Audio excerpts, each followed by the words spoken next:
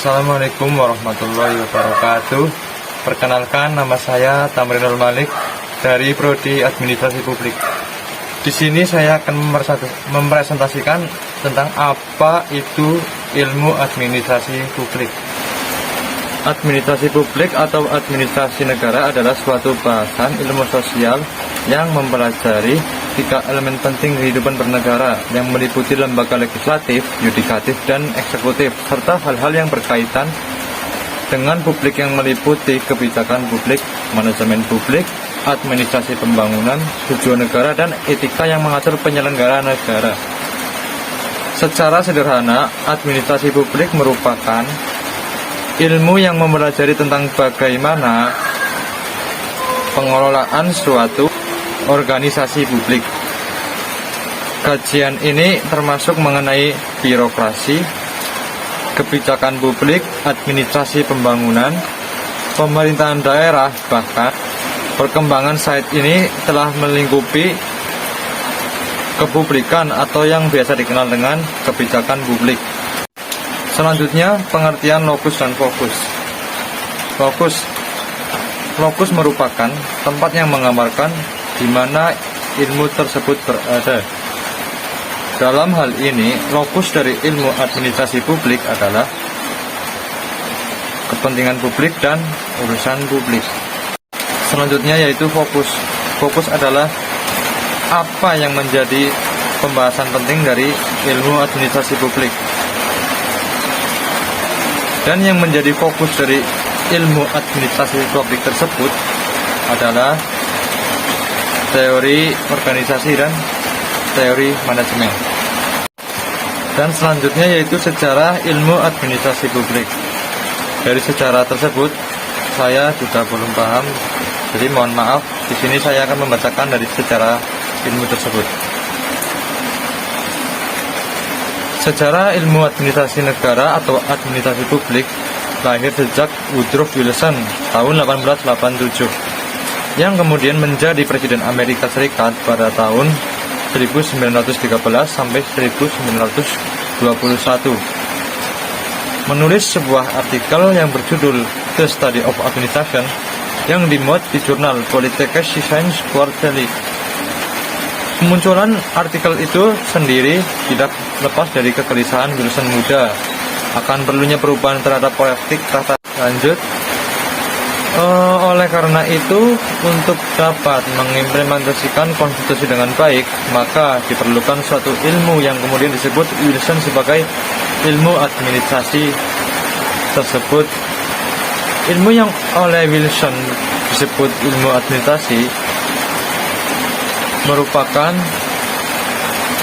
2 hal, yaitu perlunya efisiensi dalam mengelola pemerintahan dan perlunya menerapkan merit system dengan memisahkan urusan politik dari urusan pelayanan publik. Agar pemerintahan dapat dikelola secara efektif dan efisien, Wilson juga menganjurkan diadopsinya prinsip-prinsip yang diterapkan oleh organisasi bisnis atau yang disebut dengan the field of administration is the field of business. Oke. Selanjutnya,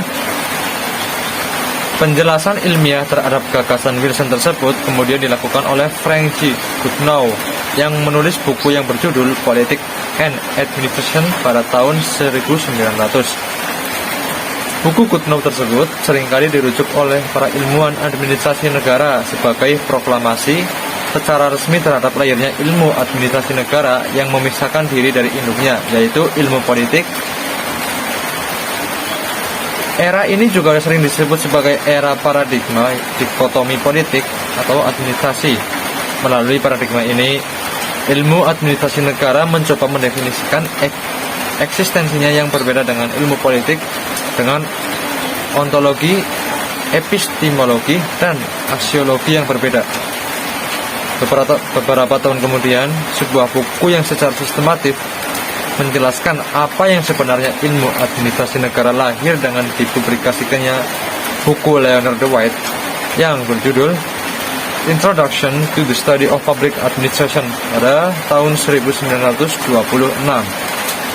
Buku White yang mencoba merumuskan sosok ilmu administrasi tersebut pada dasarnya sangat dipengaruhi oleh berbagai karya ilmuwan sebelumnya yang mencoba menyampaikan gagasan tentang bagaimana suatu organisasi seharusnya dikelola secara efektif dan efisien, seperti Frederick Taylor dengan karyanya yang berjudul Scientific Management, lalu Henry Fayol dengan pemikirannya yang dituangkan dalam monograf yang berjudul General and Industrial Management, lalu W.F. Willoughby dengan karyanya yang berjudul The Movement of Budgetary Reform in the State, dan Max Weber dengan tulisan yang berjudul Bureaucracy.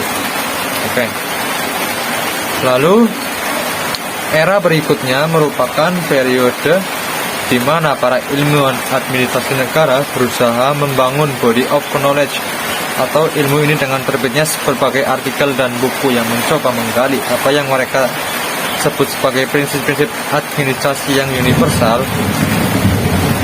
Tonggak utama dari era ini tentu saja adalah munculnya artikel L.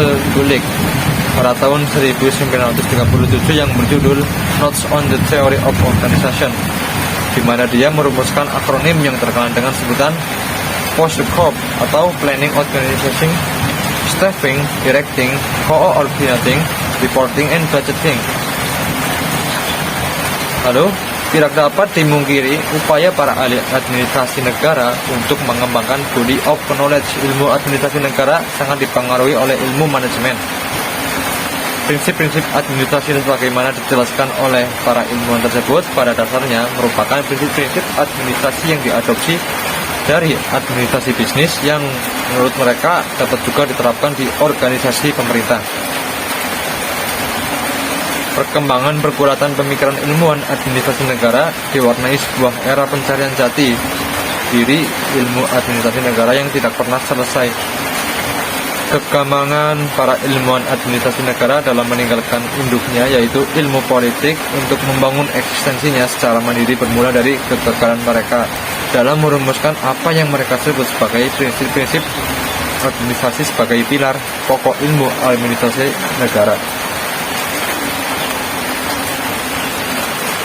Terus, keruntuhan gagasan tentang prinsip-prinsip administrasi ditandai dengan terbitnya tulisan Paul Appleby pada tahun 1945 yang berjudul Government is Different.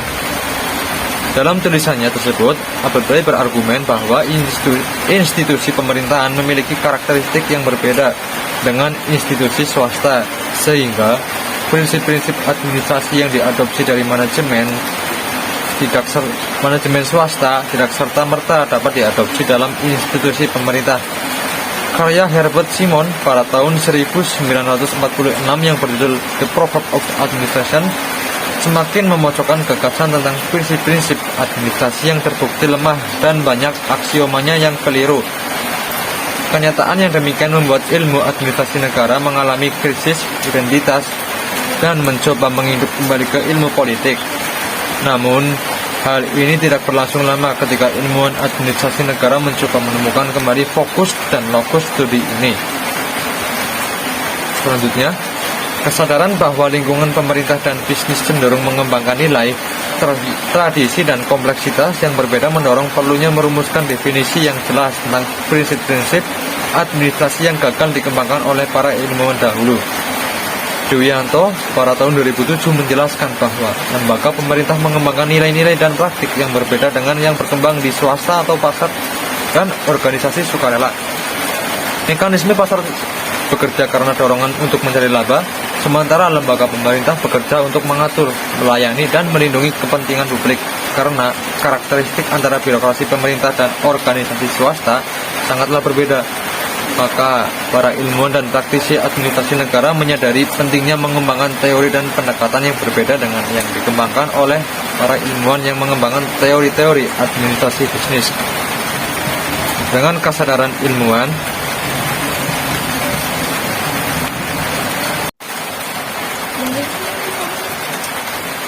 dan sekian dari saya. Kurang lebihnya mohon maaf bila ada kata-kata yang kurang berkenan atau perkataan yang kurang. Saya mohon maaf sebesar-besarnya. Wabillahi taufiq wal hidayah. Wassalamualaikum warahmatullahi wabarakatuh.